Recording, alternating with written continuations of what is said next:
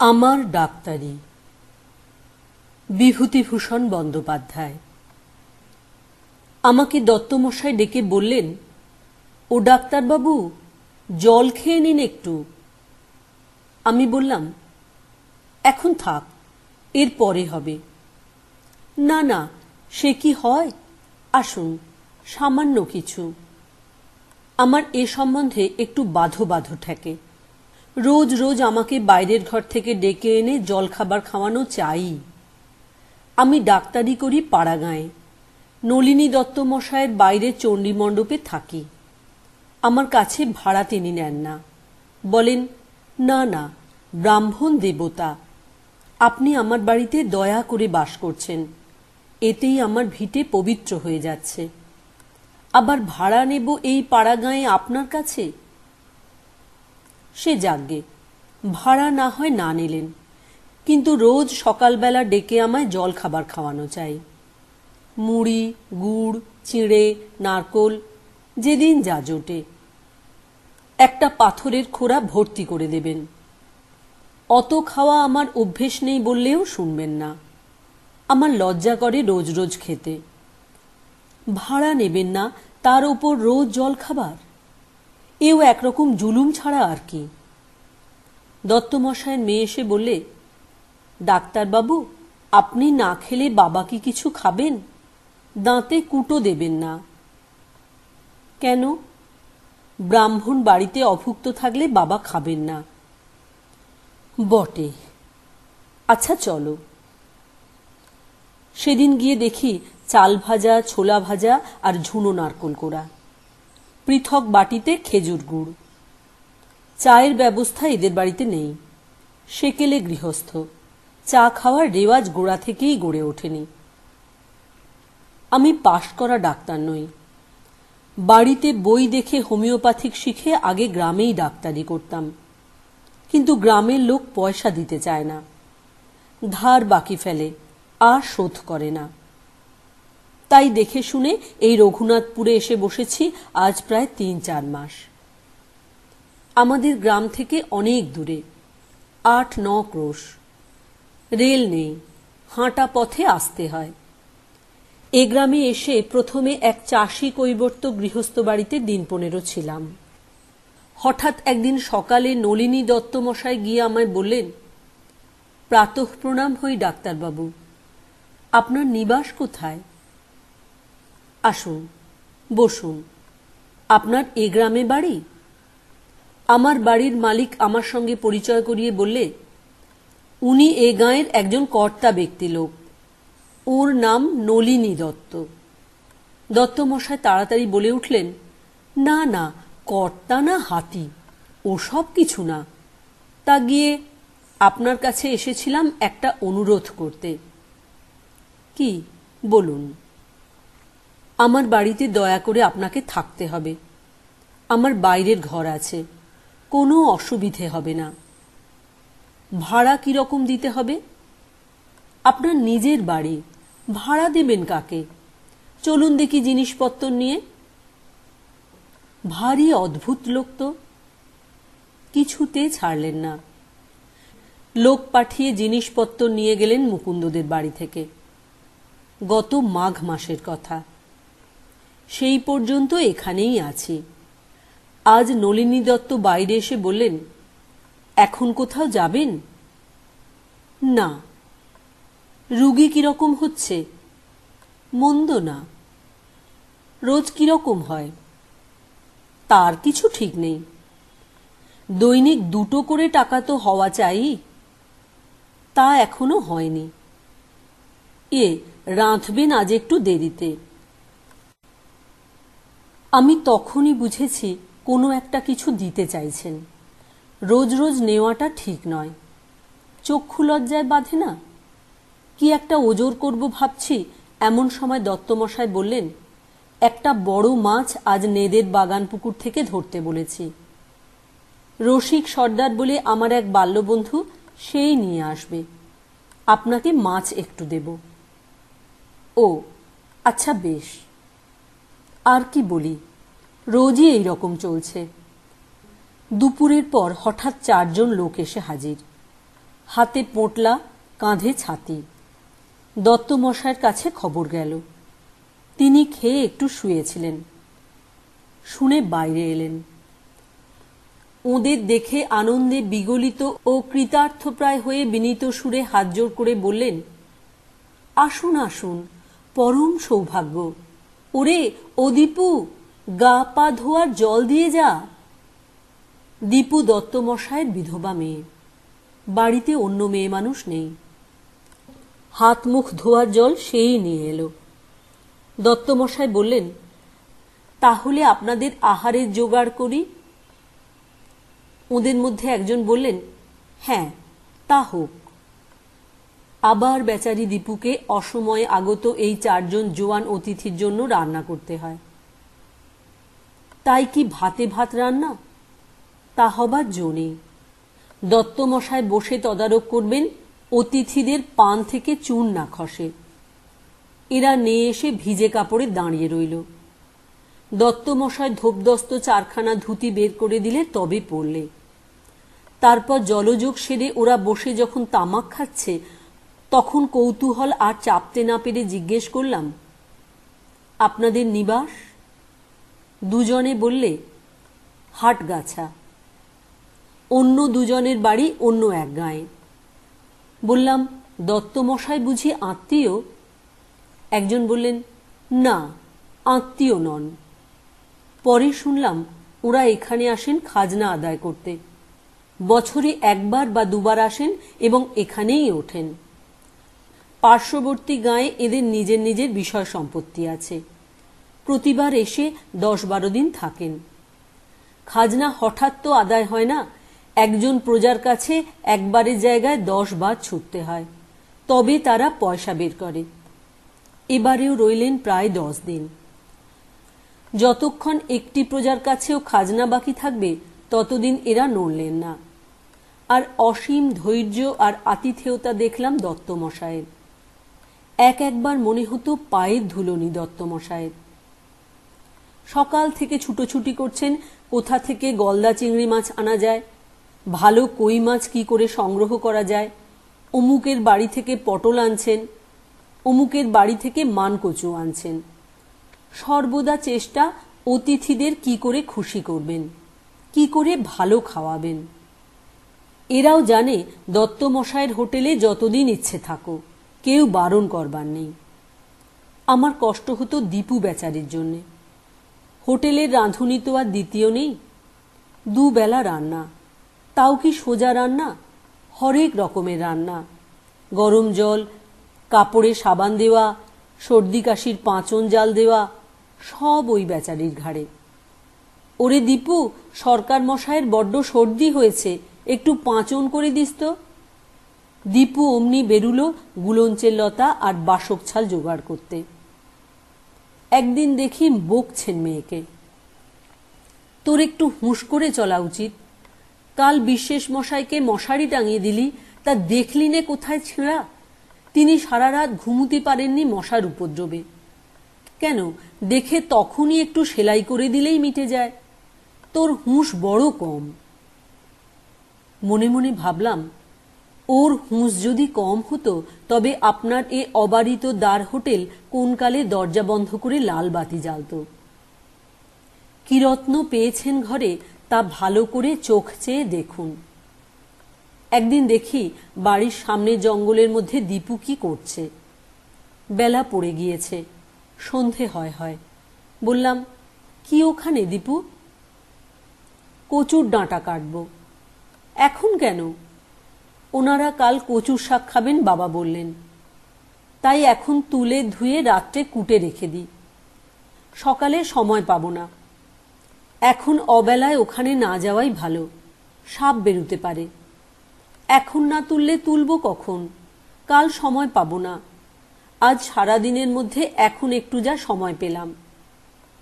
দত্তমশাই কোথায়? তিনি ইলিশ মাছ আনতে গিয়েছেন 5 ঘড়ার হাটে।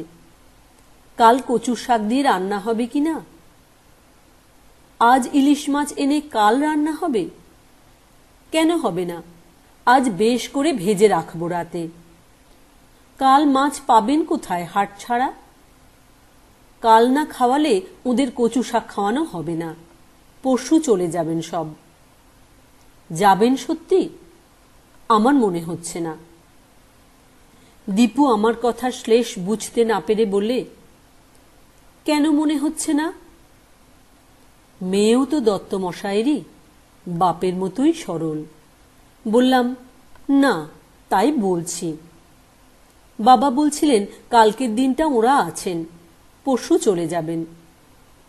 কাল রাতে তালের বড়া করে খাওয়াতে।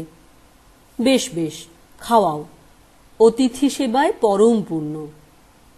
কত রকমের রান্না হচ্ছে বাড়িতে, কিন্তু আপনাকে দিতে পারিনি বলে কষ্ট হয়। দিতে বাধা দিচ্ছে কে? আমি বাধা দিইনি অন্তত। কি যে বলেন, ব্রাহ্মণের পাতে রান্না তরকারি দেব সে ভাগ্যি কি আর করে এসেছি? তাহলে মিটেই গেল। একটা জিনিস কাল খাওয়াবো। কি? বলুন না। দীপুর চোখে কৌতুকের হাসি। আমি বুঝতে পেরেছি ও কি জিনিসের কথা বলছে। তবুও মজা দেখবার জন্য বললাম, তুমি বলো। আমি বুঝতে পারলাম না। কচুর শাক? দীপু হিহি করে হেসে বললে, না। আহা, কি বুদ্ধি আপনার! কচুর শাক তো শোকরি। আমার রান্না কচুর শাক আপনার পাতে দেব? আমি কৃত্রিম দীর্ঘ নিঃশ্বাস ফেলে বললাম, সে আমার অদৃষ্ট। আহা, আপনার অদৃষ্ট না আমাদের অদৃষ্ট? আপনি ভারী। কি জিনিসটা কাল খাওয়াবে বললে না? তালের বড়া। ওটা বুঝি শোকরি নয়? তবুও মাথা রক্ষে। বাঁচলুম। থাক, আপনাকে আর ব্যাখ্যান করতে হবে না। চলি এখন, অনেক কাজ। দীপুকে দেখে আমার বড় কষ্ট হয়। 25-26 বছর ওর বয়স হবে, কিন্তু বালিকার মতো সরল। মুখ বুজে কি খাটুনিটাই খাটে দিনরাত। বাবার মন জুগিয়ে চলতে ও জোড়া নেই। দত্তমশায় মুখের কথা খসালেই হলো। ও কি খায় সারাদিন খাটুনির পর তা কে দেখছে? দত্তমশায় নিজের অতিথিদের নিয়েই ব্যস্ত। তাদের বেলা পান থেকে চুন না খসে। পরের দিন শুনলাম অতিথিরা আরো দিন 4-5 থেকে যাবেন। খবরটা পেলাম দত্তমশায়ের মেয়ের কাছ থেকে। সে এসে বললে, আমার পাপ হবে না ডাক্তারবাবু? অবাক হয়ে বললাম, পাপ? কিসের পাপ? আপনার কাছে কথা দিয়ে কথা রাখতে পারলাম না, সেই জন্যে। কি কথা? দীপু কাজের ফাঁকে মাঝে মাঝে আমার কাছে আসে। আমি ওর কথা শুনি মন দিয়ে, সায় দিই ওর কথায়। বোধহয় ওর ভালো লাগে। কথা বলবার মানুষ এ বাড়িতে আর ওর কেউ নেই আমি ছাড়া। ও বললে, ভুলো কেন ওরকম আপনি? তালের বড়া খাওয়াতে চেয়েছিলাম আজ, মনে আছে? তা আজ হলো না। তাহলে অতিথিদের তালের বড়া খাওয়ানো হলো না? সেই জন্যেই তো। ওরা কাল যাবেন না, আরো দিন 4-5 থাকবেন কিনা, তাই বাবা বললেন আজ না করে ওদের যাবার আগের দিন করলেই হবে। খুব ভালো কথা, কিন্তু ওদের তো কালই যাবার দিন ধার্য ছিল। কি নাকি বাঁশঝাড় নিয়ে গোলমাল বেঁধেছে ওদের মধ্যে একজনের। সে গোলমাল না মিটিয়ে তো যাওয়া হয় না। সে তো বটেই, একজনের কাজ যখন বাকি, তখন বাকি 3 জন এক যাত্রায় পৃথক ফল করে আর যান কিভাবে? যাওয়া উচিত নয়। সে আবার কি? ওই একটা কথার কথা ধরো। ভারী মজার কথা বলেন আপনি, কিন্তু হাসি পায় এমন। সে যাক, তাহলে তালের বড়া হচ্ছে কবে? সেই যেদিন যাবেন তার আগের দিন। তবে শুনুন, একটা কথা বলি। আপনার জন্যে ছোট্ট একটা তাল এনে রেখেছি। সেইটেই গোলা করে অল্প 4টি বড়া আপনাকে ভেজে দেব এখন সন্ধেবেলা। আমি ব্যস্ত হয়ে বললাম, না না দীপু, লক্ষ্মী, আমার কথা শোনো, আমার জন্য আলাদা করে তোমায় কিছু করতে হবে না। কেন করতে যাবে তা? আমি ওতে রাগ করব। না, করবে না। দীপু না দাঁড়িয়ে চলে গেল। ও কখন আসে কখন যায় বোঝা যায় না। না, এর সঙ্গে পারা যাবে না। আমার কোনো দরকার নেই তালের বড়ার। ও কি শুনবে কোনো কথা? যেমন বাবা তেমনি মেয়ে। অতিথিদের ওপর ভারী রাগ হলো আমার। এসেছ নিজের খাজনা আদায় করতে, বিষয় আশয় দেখতে, তা পরের ঘাড়ে কেন রে বাপু? মানুষের একটা চক্ষু লজ্জা থাকা উচিত। বাবা আর মেয়েকে সরল আর ভালো মানুষ পেয়ে হতো অন্য জায়গা, এতদিন সেখানে বসে আজ পায়েস কাল রুই মাছ খেতে কেমন দেখতাম। অতিথিদের একজনের নাম জনার্ধন সরকার। ধূর্ত দৃষ্টি চোখে, কূট বিষয়ী আর মামলাবাজ দেখলেই বোঝা যায়। আমায় বিকেলের দিকে ডেকে বললে, ও ডাক্তারবাবু, বলি কি হচ্ছে? নীরস সুরে বললাম, কিছুই না, বসে আছি। এখানে রুগীপত্তর কেমন? মন্দ না। কতদিন আছেন এখানে? ভালো বিপদ। আমার গল্প করবার ইচ্ছে নেই ওর সঙ্গে। আছি না আছি সে খোঁজে কি দরকার তোমার? তোমার গলা জড়িয়ে ধরে সেসব বর্ণনা করবার ইচ্ছেও আমার নেই। বললাম, কেন বলুন তো? না, সেবার এসে আপনাকে দেখিনি কিনা তাই। আপনারা ফি বছর আসেন বুঝি এখানে? তা আমরা আসছি আজ 10-11 বছর। নরসিংহপুরে আমার তালুক আছে। এই সময় খাজনা আদায় করতে আসি। আমরা কজনই আসি। সকলেরই বিষয় আছে পাশাপাশি মৌজায়। এসে দত্তমশায়ের বাড়ি উঠি। উনি স্বজাতি আর বড় ভালো লোক। আর কোথায় যাই বলুন? তা তো বটেই, কোথায় আর যাবেন? আজকাল কেউ কাউকে জায়গা দেয় না। সন্ধ্যা উত্তীর্ণ হয়ে গিয়েছে। আমি ঘরের দাওয়ায় বসে ভাবছি এইবার রান্নার আয়োজন করা যাক। এমন সময় দীপু হাসি মুখে দাওয়ায় উঠে একটা পাথরের বাটি আমার সামনে রেখে বললে, এই নিন। আলো জ্বালেননি? বললাম, না, এই ভাত রান্না করব ভাবছি এখনই, এবার জ্বালবো। এতে কি? বলে বাটিটা হাতে তুলে নিয়ে দেখি তালের বড়া, সদ্য ভাজা, গরম। আমি কিছু বলবার আগেই ও বললে, ব্রাহ্মণকে কথা দিয়েছিলাম খাওয়াবো, তাই ছোট্ট একটা তালের গোলা করে আপনার জন্য গোটা কতক ভেজে এনেছি। গন্ডা 10-12 সব শুদ্ধ। আমি যাই, রান্না বান্না সব পড়ে রয়েছে।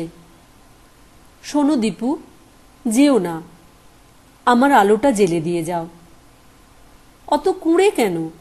কই, কোথায় দেশলাই দেখি? আচ্ছা, কেন তুমি আমার জন্য তালের বড়া করতে গেলে? আর কারো জন্যে না? না না, শুধু আপনার জন্যে। বাবার কাছে বলবেন না, কেউ জানেন না, সব লুকিয়ে ফেলেছি। তালের খোসা, তালের গোলা, চললাম, কেউ যেন জানে না। দীপু চলে গেল। ওর তালের বড়ার বাটি আমার সামনে পড়ে রইল। জোনাকি জলা অন্ধকারে কোথায় কি নৈশ পুষ্প ফুটেছে তার সুবাস বেরুচ্ছে। স্তব্ধ হয়ে বসে রইলুম। দীপুর মনের ভিতরটা আমি এই নির্জন আঁধার সন্ধ্যায় বসে স্পষ্ট দেখতে পেলাম। ওর মুখের হাসিতে তা ধরা দিয়েছে। ওর মন আমি বুঝতে পেরেছি, ও নিজে হয়তো বোঝেইনি। এখানে আমি আর থাকব না, থাকা উচিত হবে না। অতিথির দলকে দত্তমশায় তোয়াজ করুন যত খুশি, তারা তালুক মৌজার বৈষয়িক সুবন্দোবস্ত যতদিন ধরে করুক বসে, কিন্তু আমাকে এখান থেকে সরে পড়তে হবে। দত্তমশায় অতি সরল, ভালো লোক, দীপুও তাই। ওদের নামে কোনো কথা উঠলে আমি কখনো নিজেকে ক্ষমা করতে পারবো না। তাছাড়া জালে জড়াই কেন নিজেকে? আমার বাড়িতেও স্ত্রীপুত্র আছে। সেই সপ্তাহের শেষেই নির্মমভাবে জাল গোটালাম। দত্ত মশাই এসে পথ রোধ করে দাঁড়িয়েছিলেন। বললেন, বলা কওয়া না হঠাৎ চললেন মানে? কি অপরাধ হলো আমার? কোনো লম্বা কৈফিয়ত দেবার আবশ্যক বিবেচনা করিনি। ডাক্তারি ভালো চলছে না, রুগীপত্র সুবিধে হচ্ছে না। দীপু যাবার আগের দিন সন্ধেবেলা এলো। বললে, আপনি নাকি চলে যাচ্ছেন? সত্যি? হ্যাঁ। কেন যাবেন? চলছে না। কেন? বেশ তো রুগী আসে। ওতে ডাক্তারি চলে না। যাবেন সত্যি? দীপু কেঁদে ফেললে। চোখের জলে ভিজে আমার পায়ের ধুলো নিয়ে চলে গেল। আমি চলে যাবার সময় দত্তমশায়ের ডাকাডাকি সত্ত্বেও সে আমার সঙ্গে দেখা করেনি। 7 মাস পরে দত্তমশায়ের এক চিঠি পেলাম। দীপুর খুব অসুখ, আমি যেন একবার দেখতে যাই। ইতিমধ্যে আমাদের গ্রামেই ডাক্তারখানা খুলে বসেছি। 2-1 দিন যেতে দেরি হলো। গিয়ে দেখি দীপু বিছানার সঙ্গে মিশে গিয়েছে। আগেকার স্বাস্থ্যবতী সুন্দরী দীপুকে আর চেনা যায় না। আমায় দেখে দীপুর রোগশীর্ণ মুখ উজ্জ্বল হয়ে উঠল। বিছানার পাশে ওর হাত দুটি ধরে বললাম, কি হয়েছে দীপু? দেখি হাত। ও বললে, কিছু হয়নি। তবে এমন চেহারা হয়েছে কি করে? দাঁড়াও দেখি। দত্তমশাই বোধহয় অতিথির জন্য চা ও খাবারের জোগাড় করতে বাইরে গেলেন। আমি ওর হাত দেখলাম। জ্বর রয়েছে নাড়িতে, পুরনো ম্যালেরিয়া জ্বর। ভালো চিকিৎসা হয়নি। সংসারের খাটুনি একদিনের জন্য কামাই যায়নি। অতিথি তো লেগেই আছে। অনুমানে বুঝলাম সব। শরীর ওর একেবারে ভেঙে গিয়েছে। দীপু আমার দিকে তাকিয়ে বললে, কিরকম দেখলেন? ভালো, সেরে যাবে। গোটা কতক ইঞ্জেকশন নিয়মিত দিলেই হবে। শক্ত অসুখ কিছু না। একটা কথা বলবো? কি?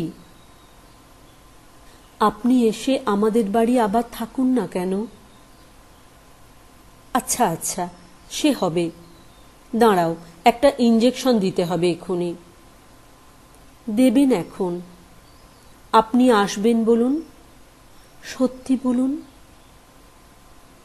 দীপুকে বাঁচাতে পারিনি।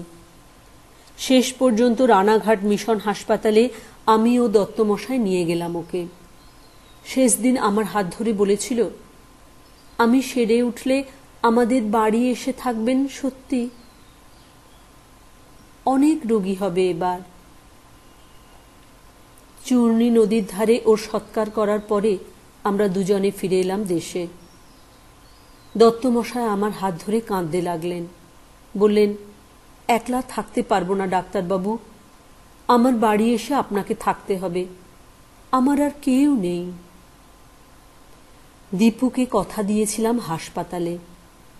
দত্তমশায়ের বাড়ি এসে আবার ডাক্তারখানা খুলেছি। দীপুর মুখের কথা সত্যি হয়েছে বটে। আজকাল রুগীর ভিড় খুব।